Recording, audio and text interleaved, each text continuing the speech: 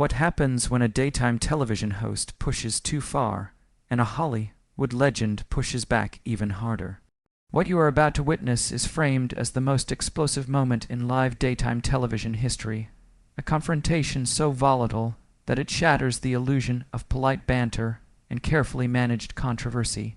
This is a fictionalized account of a moment that was supposed to be routine, safe, and predictable, but instead spiraled into chaos. A moment that, within the story, ends with one of daytime television's most recognizable personalities walking off her own show and never returning. If you think you have seen heated exchanges on daytime television before, this imagined scenario invites you to reconsider everything you thought you knew about live TV, power, and performance. The studio audience of The View buzzed with anticipation as the show returned from a commercial break. Familiar theme music faded, applause swelled, and the cameras glided back into position with mechanical precision. Under the bright studio lights, Joy Behar sat in her usual seat at the Hot Topics table, posture relaxed but eyes alert. She shuffled her notes one last time, scanning bullet points she knew by heart, before lifting her gaze directly into camera 2. There it was, the glint longtime viewers recognized instantly. It was the look that signaled she was about to push past comfort and into confrontation. "Welcome back to The View," Joy announced, her unmistakable New York accent slicing cleanly through the studio air. "We're here with Academy Award winner Kevin Spacey, who's joining us to discuss his upcoming independent film project. Kevin, thank you for being here." Across from the panel, Kevin Spacey sat impeccably dressed in a charcoal gray suit that fit him perfectly, the fabric crisp, the lines sharp. His hands rested calmly in his lap, fingers interlaced, a posture that suggested composure and control. His expression was polite but guarded, the kind of carefully curated neutrality that comes from decades of navigating interviews, premieres, and unpredictable questions. "Thank you for having me, Joy," Kevin replied, his voice smooth, measured, and deliberate. "It's always interesting to be on live television." The word interesting lingered in the air, heavier than it should have been. For a brief moment, even the audience seemed unsure whether to laugh, clap, or simply wait. Joy leaned forward slightly, her pen tapping against her notepad in a steady, rhythmic pattern. Regular viewers recognized this too. It was her tell, the small habit that surfaced when she was about to stray from the safe, pre-approved questions. "You know, Kevin, I have to ask," Joy began, her voice shifting into that particular tone she used when she intended to make people uncomfortable. "There's been a lot of talk about accountability in Hollywood lately. How do you personally define redemption?" The question landed like a stone dropped into still water. The ripples were invisible but immediate. Kevin's jaw tightened almost imperceptibly, a subtle movement that only the closest cameras, or the most attentive viewers, would catch. Still, his media-trained smile remained firmly in place. "Well, Joy," he said after a brief pause, "I think redemption is about the work we do moving forward. It's about contributing positively to the artistic community and focusing on the craft that brought us all together in the first place." Somewhere in the audience a murmur spread, a low hum of reactions layered over one another. One co-host nodded thoughtfully, another shifted uncomfortably in her chair. Joy, however, was not finished. She tilted her head, eyebrows lifting just enough to signal skepticism. "That sounds very polished," she said, tapping her pen again. "But some people might say that focusing on the work is a way of avoiding the harder conversations. Do you think true redemption requires public accountability?" The temperature in the studio seemed to rise. Kevin inhaled slowly, his shoulders lifting just a fraction before settling back down. "I believe accountability is complex," he replied evenly, "and I believe it's something that should be handled with care, fairness, and respect for due process." Joy's smile tightened. "Care and fairness," she repeated. "Those are words we hear a lot from powerful people in this industry." A few gasps rippled through the audience. One of the producers off-camera shifted, instinctively aware that the exchange was drifting far from the planned segment. Kevin's gaze hardened, though his tone remained calm. "Joy," he said, leaning forward slightly for the first time, "I came here to discuss my work, not to be tried in the court of public opinion." For a split second, silence fell. Even the studio audience seemed to hold its breath. Joy straightened in her chair, clearly bristling. "Live television isn't a courtroom, Kevin," she shot back. "It's a place for conversation. And sometimes those conversations are uncomfortable. And sometimes—" Kevin replied, his voice now edged with steel. "They cross into spectacle." The exchange crackled with tension, the kind that cannot be scripted or smoothed over with a commercial break. Cameras cut rapidly between faces, co-hosts frozen in awkward halves, Miles, audience members died, Joy's expression shifting from confidence to visible irritation. In this fictional telling, the moment spirals, voices rise, words sharpen, and the unspoken power struggle between host and guest erupts into open conflict. What follows in this imagined narrative becomes television legend. Accusations of ambush, a refusal to back down, and finally, Joy pushing back from the table, removing her microphone, and walking off set as stunned producers scramble. The audience erupts, unsure whether to applaud or remain silent, while the remaining co-hosts sit in disbelief. This story, layered and dramatic, isn't just about a single interview gone wrong. It's about control. Who has it, who loses it, and what happens when the carefully constructed rules of daytime television collapse in real time. It's about the thin line between accountability and confrontation, and how easily that line can be crossed when cameras are rolling and millions are watching. But is it really that simple? Joy pressed, her voice growing sharper with each syllable, the practiced cadence of a seasoned broadcaster giving way to something more pointed, more personal. Can someone just decide they've moved forward and expect everyone else to move with them?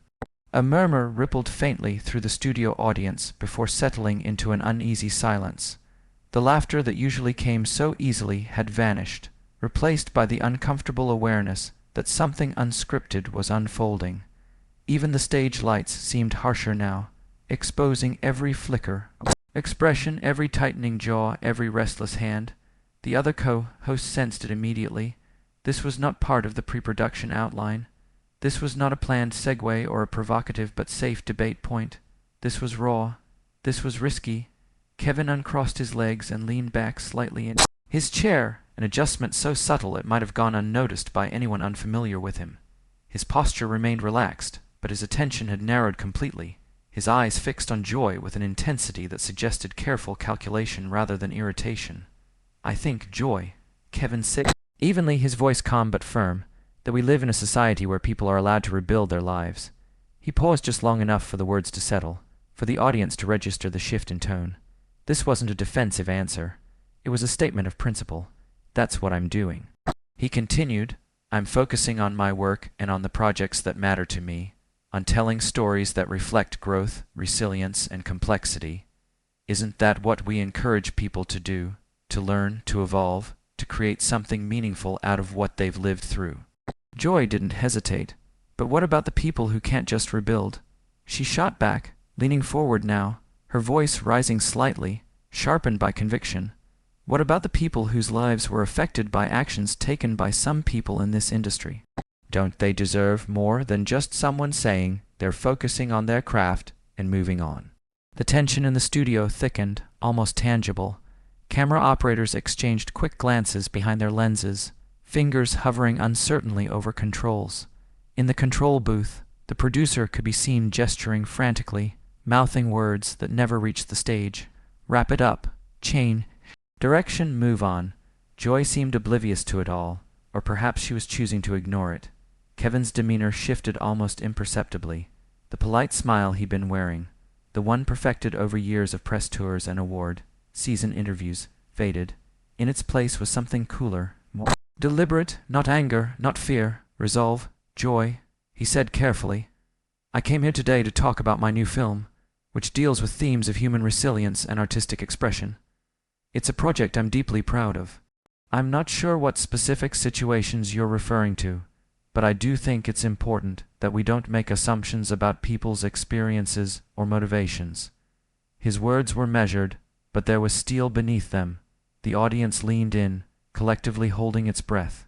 "Oh, I'm not making assumptions," Joy replied quickly, almost too quickly. "I'm asking questions, and sometimes the questions are uncomfortable, Kevin, But that doesn't mean they're unfair. Kevin nodded once, slowly. Questions are important, he agreed, but context matters. Intent matters, and so does fairness. When we speak in generalities, when we imply guilt without specificity, we risk turning conversation into accusation. Joy's lips tightened. So you're saying people should just accept that others get to move on, regardless of the damage left behind? I'm saying, Kevin replied, his voice still controlled but now unmistakably firm, that healing doesn't look the same for everyone. Some people heal by speaking out. Others heal by building something new. One doesn't invalidate the other. A ripple of applause started somewhere in the audience before quickly dying down, unsure whether it was permitted in this moment. Joy folded her arms. That sounds very convenient for the people with the platform, the resources, the opportunity to reinvent themselves. Kevin met her gaze without flinching. And it sounds dismissive to suggest that personal growth is only acceptable if it meets someone else's timeline or expectations. For a moment, no one spoke. Even the hum of the studio air conditioning seemed louder than before. One of the co-hosts shifted in her seat, clearly preparing to intervene, but Joy raised a hand slightly, eyes still locked on Kevin. So what do you owe the people who feel hurt? She asked quietly now. If anything, Kevin exhaled, not in frustration, but in thought. I owe honesty, he said. I owe responsibility for my own actions, where applicable. I owe the effort to do better. But I don't believe anyone owes perpetual self-flagellation on public display. At some point, accountability has to coexist with the possibility of redemption. Joy shook her head. Redemption for whom? For everyone, Kevin replied without hesitation, including the people watching at home who have made mistakes and are wondering if they're allowed to grow beyond them. The silence that followed was profound. In the control booth, the producer finally dropped his hands, realizing there was no steering this conversation now. It had taken on a life of its own. Joy leaned back in her chair, her expression unreadable. The sharpness in her eyes softened just slightly, not into agreement, but into something closer to reluctant acknowledgement. Well, she said after a beat, forcing a thin smile, we're clearly not going to solve that today. Kevin returned the smile, smaller, restrained. Probably not. But maybe starting the conversation is better than shutting it down. The camera light blinked, signaling the approaching commercial break. The audience exhaled as one, applause breaking out in uneven waves.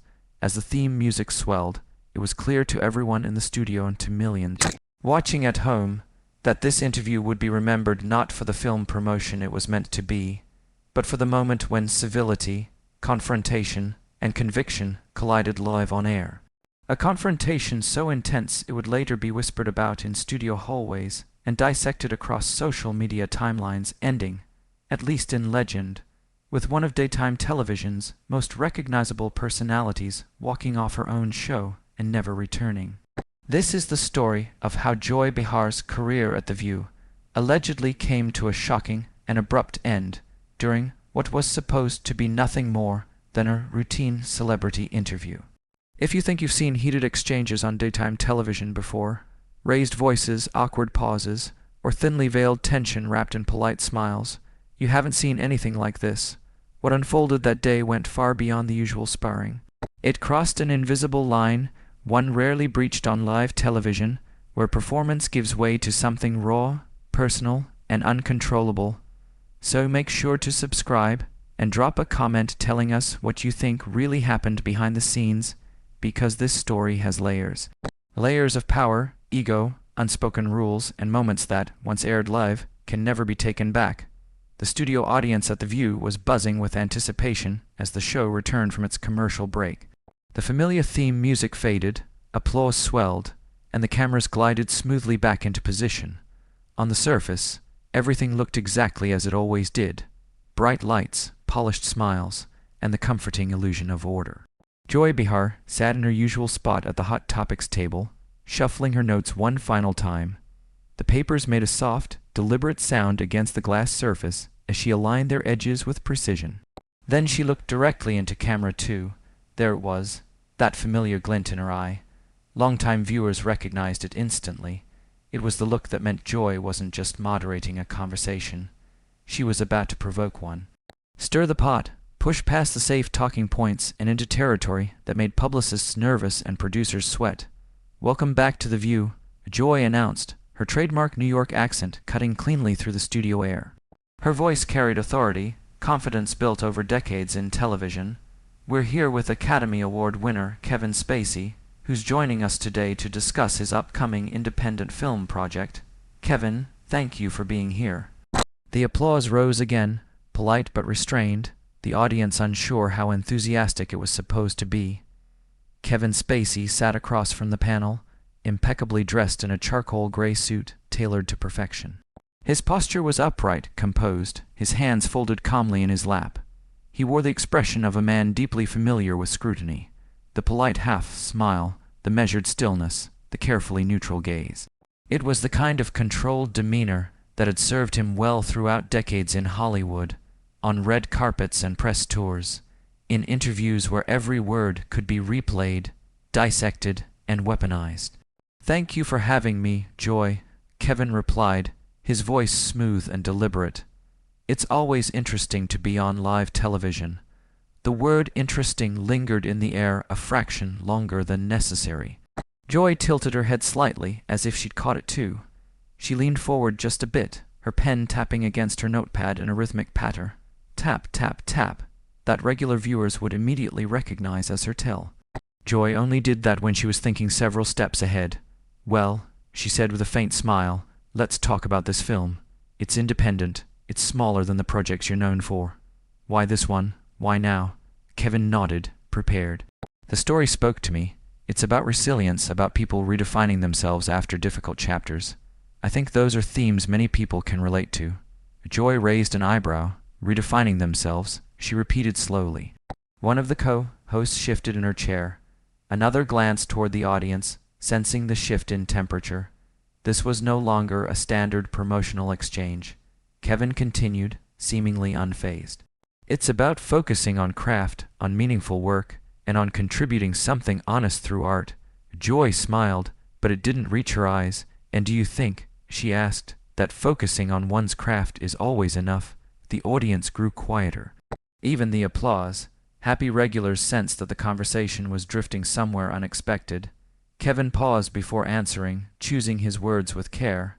"I think art can be a way forward for many people." Joy tapped her pen again. "For many people," she echoed, "but not for everyone." There it was.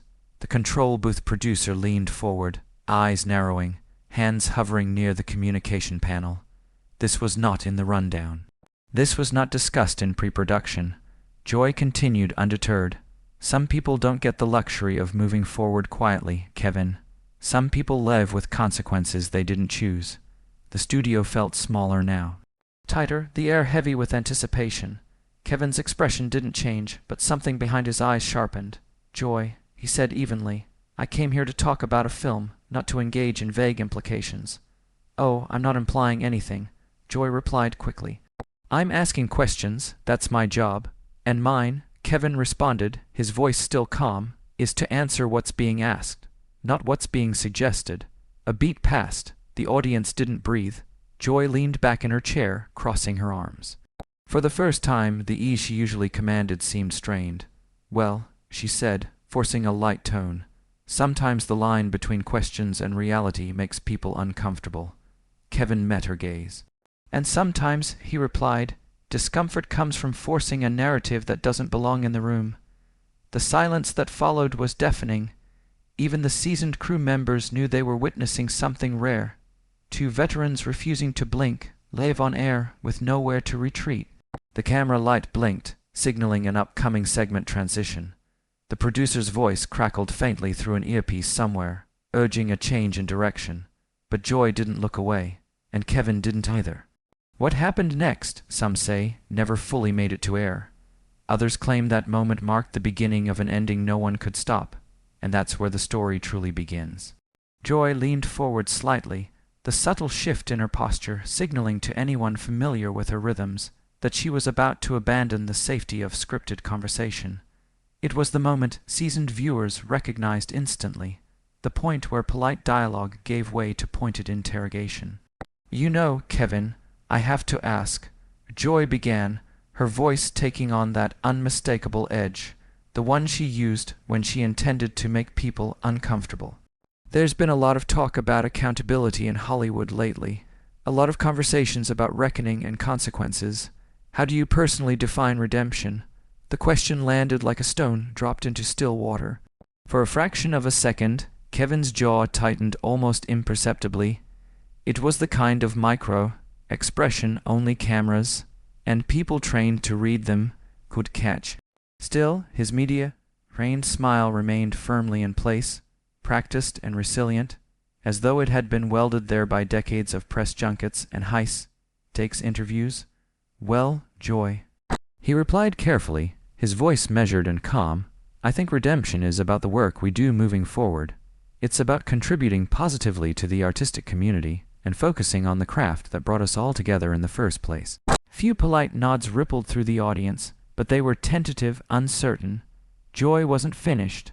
"But is it really that simple?" she pressed, her voice sharpening with each word. "Can someone just decide they've moved forward and expect everyone else to move with them?" The studio audience grew noticeably quieter. The applause that usually filled every pause was gone now, replaced by a tense, collective stillness. Even the hum of studio equipment seemed louder in the absence of sound. The other co-hosts exchanged glances. This was new territory, uncharted, unapproved. Whatever Joy was doing now hadn't been discussed during the pre-production meeting. One co-host shifted uncomfortably in her seat. Another reached instinctively for her mug, buying herself time. Kevin uncrossed his legs and leaned back slightly in his chair. His composure remained intact, but his eyes now focused entirely on Joy, sharp and alert. The pleasant neutrality he'd arrived with was giving way to something more deliberate. "I think, Joy," he said evenly, "that we live in a society where people are allowed to rebuild their lives." He paused, letting the words settle. "That's what I'm doing. I'm focusing on my work and the projects that matter to me, on stories that explore complexity, resilience, and the human condition. But what about the people who can't just rebuild?" Joy shot back, her voice rising slightly now, energized by the friction. "What about the people whose lives were affected by actions that some people in this industry have taken? Don't they deserve more than just someone saying they're focusing on their craft?" The tension in the studio became palpable, almost physical. Camera operators exchanged quick, uneasy glances behind their lenses. One adjusted focus unnecessarily, anything to break the intensity of the moment. In the control booth, the show's producer could be seen frantically gesturing, mouthing silent instructions that weren't reaching the table. "Wrap it up, redirect, move on." Joy seemed oblivious to every signal. Kevin's demeanor shifted almost imperceptibly. The polite smile faded, replaced by something cooler, more calculating. When he spoke again, his tone was still controlled, but the warmth was gone. "Joy," he said, "I came here today to talk about my new film, which deals with themes of human resilience and artistic expression. I'm not sure what specific situations you're referring to, but I think it's important that we don't make assumptions about people's experiences or motivations." "Oh, I'm not making assumptions," Joy replied quickly, her voice now carrying the full force of her confrontational style. This was the Joy her critics despised and her supporters applauded. "I'm asking direct questions about accountability, something that seems to be in very short supply these days, especially among people who think their talent gives them a free pass." The words hit their mark. Kevin's hands, which had been resting calmly in his lap, tightened around the arms of his chair. The subtle movement betrayed what his face still refused to show. When he spoke again, there was a new edge to his voice, quiet but unmistakable. "Joy, I need to stop you right there," he said firmly. "You're making some very serious implications on live television, and I think you need to be very careful about the territory you're walking into." A collective inhale swept through the audience. But Joy was fully committed now.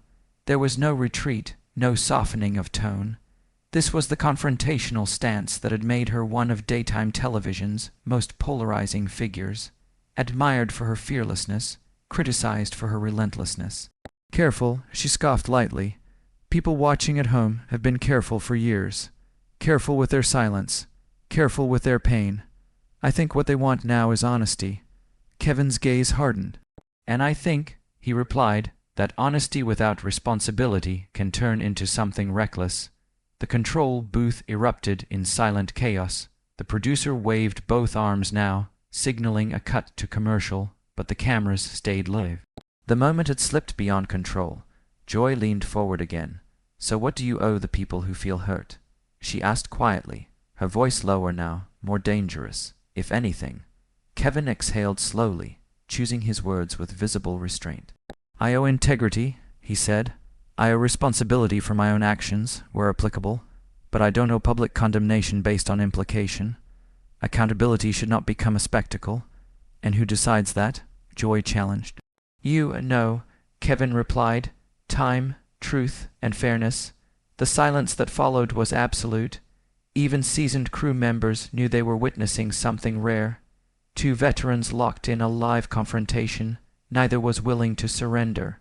A blinking red light signaled the impending commercial break. The audience finally released its breath in uneven applause, unsure whether they were witnessing courage, conflict, or catastrophe. Joy leaned back in her chair, her expression unreadable. Kevin sat motionless, hands still gripping the chair, eyes forward. Whatever this interview had been meant to be, it was no longer that, and everyone in the room understood one thing with chilling clarity.